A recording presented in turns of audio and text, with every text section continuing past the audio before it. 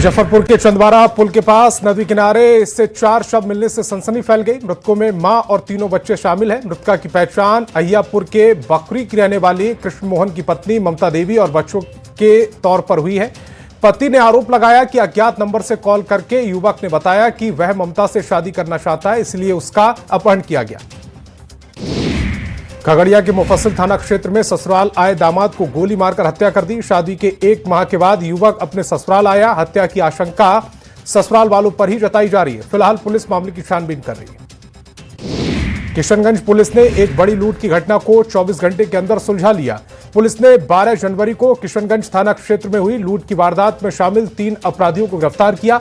मौके से पुलिस ने लूटा गया कैश, 5 मोबाइल फोन, 1 बाइक भी बरामद की। समस्तीपुर के आलमपुर वदिया गांव में लापता बच्चे का शव बरामद किया गया। 6 साल से बच्चे का शव मिलने से इलाके में सनसनी फैल गई। 11 जनवरी से बच्चा लापता था। बच्चे का शव घर में करीब 100 मीटर दूर मरगंग नदी में तैरता हुआ मिला। भागलपुर में न्यूज 18 की खबर पर एसएसपी ने संज्ञान लिया। 2 नाबालिग लड़कियों के लापता होने के मामले में पुलिस एक्टिव हो गई। एसएसपी ने परिजनों को कार्रवाई का भरोसा दिया। एसएसपी ने कहा कि वह खुद मामले की जांच कर रहे हैं। पटना पुलिस ने जानीपुर हत्याकांड का खुलासा कर दिया। पैसे और अवैध संबंध को लेकर महिला की हत्या हुई। पुलिस ने हत्या के आरोपी पति समेत 2 लोगों को गिरफ्तार किया। पति पर जमीन दिखाने के बहाने ले जाकर हत्या का आरोप है। गुमला के फिशरीज कॉलेज में छात्राओं के साथ छेड़खानी का मामला सामने आया। इसके विरोध में छात्रों ने गुमला थाने का घेराव किया। जानकारी के मुताबिक कॉलेज कैंपस से बाहर कुछ छात्राएं चाय नाश्ता के लिए बाहर निकली थीं। इस दौरान ही छेड़खानी हुई। पुलिस 3 लोगों को हिरासत में लेकर पूछताछ कर रही है। धनबाद में गाड़ी के नंबर प्लेट पर यादव लिखना भारी पड़ गया। पुलिस और परिवहन विभाग ने स्कॉर्पियो जब्त कर ली। गाड़ी पर नंबर प्लेट की जगह पर यादव लिखा हुआ था, जिसके बाद विभाग ने मोटर वाहन अधिनियम के तहत स्कॉर्पियो को जब्त कर लिया। गोपालगंज में गुजरात से इंजीनियरिंग की पढ़ाई कर लौटे छात्र के 6 दिनों से लापता होने के मामला सामने आया। घटना झांझा थाना क्षेत्र के पिपरा गांव की है। परिजनों ने थाने में गुमशुदगी की रिपोर्ट दर्ज कराते हुए अनहोनी की आशंका जताई। परिजनों ने खोजने में पुलिस पर लापरवाही का आरोप लगाया। पटना में मेडिकल की तैयारी कर रही छात्रा की मौत मामले में नया मोड़ आ गया। पोस्टमार्टम रिपोर्ट में यौन हिंसा से इनकार नहीं किया गया। पुलिस ने रेप के आरोपों को खारिज किया। हाजीपुर लालगंज पकड़ी स्टेशन पर तैनात स्टेशन मास्टर का एक वीडियो सोशल मीडिया पर तेजी से वायरल हो रहा है, जिसमें वे युवकों को बाहुबली मुन्ना शुक्ला के नाम पर धमकी देते नजर आ रहे। वीडियो वायरल होने के बाद स्टेशन मास्टर मनोज कुमार सिंह ने सफाई दी। उन्होंने बताया कि कुछ शरारती युवक ने मारपीट की कोशिश की तो मैंने अपनी जान बचाने के लिए खुद को मुन्ना शुक्ला का भतीजा बताया। पटना के गर्दनीबाग इलाके में दलित युवती के साथ छेड़छाड़ और मारपीट का मामला सामने आया। पीड़िता ने पड़ोस में रहने वाले एक युवक पर बाथरूम में झांकने और विरोध करने का हमला करने का आरोप लगाया। युवती एक बैंक में प्राइवेट कंपनी के कर्मी के तौर पर काम करती थी। शिकायत के बाद पुलिस जांच में जुट गई। बिहटा के मौदही गांव में नशे के खिलाफ पुलिस ने कार्रवाई की। पुलिस ने गांजा के साथ 3 लोगों को गिरफ्तार किया। पुलिस को सूचना मिली थी कि गांव में अमर कुमार उर्फ सिपाही अपने भाइयों के साथ मिलकर गांजा का तस्करी करता है। टीम ने जब छापेमारी की तो तीनों भागने लगे, लेकिन पुलिस ने सभी को पकड़ लिया। बाढ़ में हथकड़ी में एक आरोपी अपनी मां के अंतिम संस्कार करने पहुंचा। बताया जा रहा है कि बेउर जेल में हत्या का आरोपी गिरधारी सिंह बंद है। कोर्ट से आदेश मिलने के बाद पुलिस सुरक्षा में शमशान घाट गई, जिसके बाद गिरधारी ने अपनी मां को मुखाग्नि दी। मधेपुरा कोर्ट परिसर में लोगों ने बाइक चोरी कर रहे युवक को पकड़ लिया। भीड़ ने चोर की पिटाई कर दी। कोर्ट सुरक्षा में तैनात पुलिसकर्मियों ने चोर को भीड़ के चंगुल से छुड़ाया। हिरासत में लेकर पुलिस पूछताछ कर रही है। ईडी ऑफिसर्स पर पूछताछ के नाम पर मारपीट का आरोप लगा। रांची पुलिस ने जांच के लिए ईडी ऑफिस में रेड की। एफएसएल की टीम ने ईडी ऑफिस में जांच की। इसको लेकर सियासत जारी है। जमशेदपुर के एक बड़े व्यवसायी के बेटे का अपहरण कर लिया गया।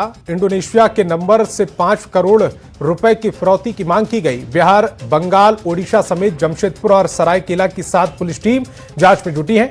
कारोबारी देवांगन गांधी ने बेटे कैरब का अपहरण किया। देवघर के लालगढ़ इलाके में मंदिर निर्माण को लेकर तनावपूर्ण स्थिति उत्पन्न हो गई। बताया जा रहा है कि मंदिर निर्माण के विरोध में विशेष समुदाय के लोगों की ओर से हिंसक झड़प की गई, जिसमें दोनों पक्षों के बीच मारपीट और पथराव हुआ। इस घटना में कुल 7 लोग गंभीर रूप से घायल हो गए। हजारीबाग के हबीबी नगर में हुए भीषण विस्फोट मामले में 22 घंटे बाद मृत पति पत्नी का शव मौके से उठाया जा सका। दोनों शव को पोस्टमार्टम के लिए शेख भिखारी मेडिकल अस्पताल भेजा गया। इस घटना में कुल 3 लोगों की मौत हो चुकी है, जिससे पूरे इलाके में दहशत का माहौल है। पलामू के कांदू मोहल्ले में अपराधियों ने पूर्व मुखिया पर जानलेवा हमला कर दिया। बदमाशों ने पूर्व मुखिया पर 3-4 राउंड फायरिंग की। नवीन प्रसाद अपनी जान बचाने के लिए पास की एक चाय की दुकान में घुस गए, लेकिन अपराधियों ने वहां भी गोलियां चलाई, जिसमें नवीन प्रसाद के साथ साथ दुकानदार घायल हो गए। चाईबासा के झींक पानी क्षेत्र में इंजीनियरिंग कॉलेज में छात्र की मौत हो गई। दौड़ प्रतियोगिता के दौरान छात्र की संदिग्ध मौत का आरोप है। परिजनों ने कॉलेज पर लापरवाही का आरोप लगाया है। कॉलेज की ओर से परिजनों को 50,000 कैश और 1.5 लाख रुपए का चेक दिया गया। धनबाद के बाघमारा थाना क्षेत्र में 9 साल के बच्चे को संदिग्ध महिला मां से छीनकर भागने की कोशिश की। संदिग्ध महिला बच्चे को खुद का बेटा कहकर भीड़ को उकसाने लगी। बच्चे के परिजन भी बाघमारा थाना पहुंचे। रेवती देवी अपने बेटे रियोन राज का आधार कार्ड, जन्म प्रमाण पत्र और पुलिस को सौंपा तो बच्चे को सौंपा गया। पटना सिटी के माखनपुर ईदगाह मोहल्ले में ट्रांसफार्मर की चपेट में आने से लड़का झुलस गया। इलाज के लिए NMCH में भर्ती कराया गया। बताया जाता है कि मकर संक्रांति के मौके पर शुभम मोहल्ले में पतंग उड़ा रहा था। ट्रांसफार्मर में फंसे पतंग को छुड़वाने को लेकर जैसे ही शुभम ट्रांसफार्मर के ऊपर चढ़ा तो अचानक से ट्रांसफार्मर में आग लग गई। गिरिडीह के बेंगाबाद थाना क्षेत्र में सड़क हादसे में एक छात्र की मौत हो गई। दूसरा गंभीर रूप से घायल हो गया। घायल को अस्पताल में भर्ती कराया गया। बताया जा रहा है कि जर्जर सड़क पर ऑटो पलटने से हादसा हुआ। गोपालगंज के डुमरिया रिवर फ्रंट के पास कार में अचानक आग लग गई। देखते ही देखते कार पूरी तरह से जल गई। कार से एक परिवार मकर संक्रांति पर नारायणी नदी में नहाने आया था। राहत की बात यह रही कि हादसे के दौरान कार में कोई मौजूद नहीं था। गुमला में बेकाबू हाइवा ने वैन में टक्कर मार दी। हादसे में अब तक 6 लोगों की मौत हो चुकी है। वैन पर सवार सभी लोग तिलकुट बेचने के लिए ध्रुवा से गुमला के नागफेनी मिला जा रहे थे। इस दौरान ही हाइवा ने टक्कर मार दी। मोतिहारी के पिपरा थाना क्षेत्र में सड़क हादसे में युवक की मौत हो गई। बाइक सवार युवक ने वैन में टक्कर मार दी। मृतक विपिन कुमार बंजरिया गांव का रहने वाला था। खगड़िया के एकनिया गांव के पास ट्रक पलट गया। हादसे में कई मवेशियों की मौत हो गई। मवेशी मालिक ने मुआवजे की मांग की। बताया जा रहा है कि तेज रफ्तार के कारण हादसा हुआ। जामताड़ा के चैनपुर गांव के पास तेज रफ्तार बाइक पोल से जा टकराई। हादसे में एक युवक की मौत हो गई। वहीं हादसे में 3 लोग गंभीर रूप से घायल हो गए। तीनों घायलों को अस्पताल में भर्ती कराया। छपरा के मशरक में तेज रफ्तार कार के सामने अचानक एक नीलगाय आ गई। अचानक कूदने से कार अनियंत्रित होकर पलट गई। इस हादसे में 2 लोग गंभीर रूप से घायल हो गए, जिनको इलाज के लिए अस्पताल में भर्ती कराया। सीएम नीतीश के बेटे निशांत कुमार को जेडीयू में लाने की मांग तेज हो गई है। पार्टी राष्ट्रीय महासचिव ने कहा कि जेडीयू को युवाओं की आवश्यकता है। निशांत जेडीयू से जुड़े हुए हैं। अगर वह पार्टी में आते हैं तो उनका स्वागत है। आरएलएम को लेकर जेडीयू विधायक भगवान सिंह कुशवाहा का बड़ा बयान सामने आया। कहा कि उपेंद्र कुशवाहा के 3 विधायक बागी हो गए। अगर जेडीयू में आते हैं तो उनका स्वागत है। सीएम नीतीश कुमार समृद्धि यात्रा की शुरुआत बेतिया से कर रहे हैं। इस दौरान वो कई योजनाओं का शिलान्यास और उद्घाटन करेंगे। नीतीश कुमार सबसे पहले बेतिया के औद्योगिक क्षेत्र में जाएंगे और उसका जायजा लेंगे। मुख्यमंत्री के आने को लेकर तमाम तैयारियां पूरी कर ली गई। मकर संक्रांति के मौके पर केंद्रीय मंत्री चिराग पासवान ने भी भोज का आयोजन किया। चिराग पासवान के दही चूड़ा भोज एनडीए के लिए कई नेता वहां पर पहुंचे। उप मुख्यमंत्री सम्राट चौधरी समेत कई नेता इसमें शामिल हुए। सीएम हेमंत सोरेन और कल्पना सोरेन स्विट्जरलैंड के सबसे बड़े शहर ज्यूरिख पहुंचे। ज्यूरिख एयरपोर्ट पर भारतीय राजदूत मृदुल कुमार ने उनका स्वागत किया। सीएम हेमंत सोरेन 19 से 21 जनवरी तक दावोस में आयोजित होने वाले वर्ल्ड इकोनॉमिक फोरम की बैठक में भाग लेंगे। रामगढ़ के चितरपुर के बजरंग दल से जुड़े युवाओं का झारखंड प्रदेश अध्यक्ष आदित्य साहू ने सम्मानित किया। आदित्य साहू ने इन युवाओं को बुके और शॉल उड़ाकर सम्मानित किया। बता दें कि युवकों ने रांची के ध्रुवा से 2 जनवरी से लापता अंश और अंशिका को खोजने में महत्वपूर्ण भूमिका निभाई थी। राष्ट्रीय लोक जनशक्ति पार्टी में सूरजभान सिंह की फिर से वापसी हो गई। चुनाव से ठीक पहले उन्होंने पार्टी से खुद को अलग कर लिया था। मोकामा से उनकी पत्नी ने आरजेडी के टिकट पर चुनाव लड़ा, लेकिन चुनाव के बाद फिर से सूरजभान सिंह ने आरएलजेपी में वापसी कर ली है। सूरजभान ने कहा कि अभी होश में आए हैं। वहीं पशुपति पारस ने कहा कि सूरजभान सिंह ने पार्टी में वापसी की। मुख्यमंत्री नीतीश कुमार 17 जनवरी को समृद्धि यात्रा के दौरान मोतिहारी आएंगे और मोतिहारी के लोगों को कई योजनाओं की सौगात देंगे। सीएम ने प्रगति यात्रा के दौरान जिन जिन योजनाओं का शिलान्यास किया था उसका खुद निरीक्षण करेंगे। सीएम के दौरे को लेकर तैयारियां तेज हैं।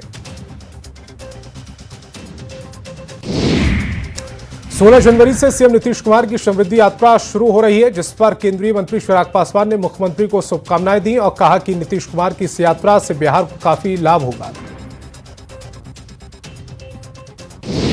राजगीर के पानी टंकी परिसर में कार्यकर्ता सम्मान कार्यक्रम का आयोजन किया गया। इस कार्यक्रम का आयोजन मंत्री श्रवण कुमार की ओर से किया गया। कार्यक्रम में जिले के साथ साथ प्रदेश के कई हिस्सों से बड़ी संख्या में नेता और कार्यकर्ता शामिल हुए। वन भोज के दौरान कार्यकर्ताओं को सम्मानित किया गया। ईडी ऑफिस में पुलिस की दबिश पर बाबूलाल मरांडी ने सवाल उठाए। सीएम और अन्य केस से जुड़े दस्तावेजों में छेड़छाड़ की आशंका जताई। उन्होंने कहा कि झारखंड को बंगाल नहीं बनने देंगे।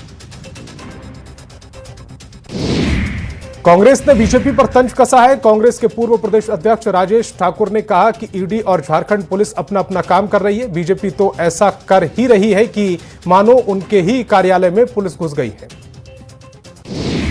रांची में ईडी ऑफिस पर रांची पुलिस की दबिश के मामले पर राजनीति तेज हो गई। बीजेपी ने राज्य सरकार पर गंभीर आरोप लगाए और कहा कि वो पावर के घमंड में राज्य सरकार चूर है और यही वजह है कि इस तरह की खबर सामने आई है।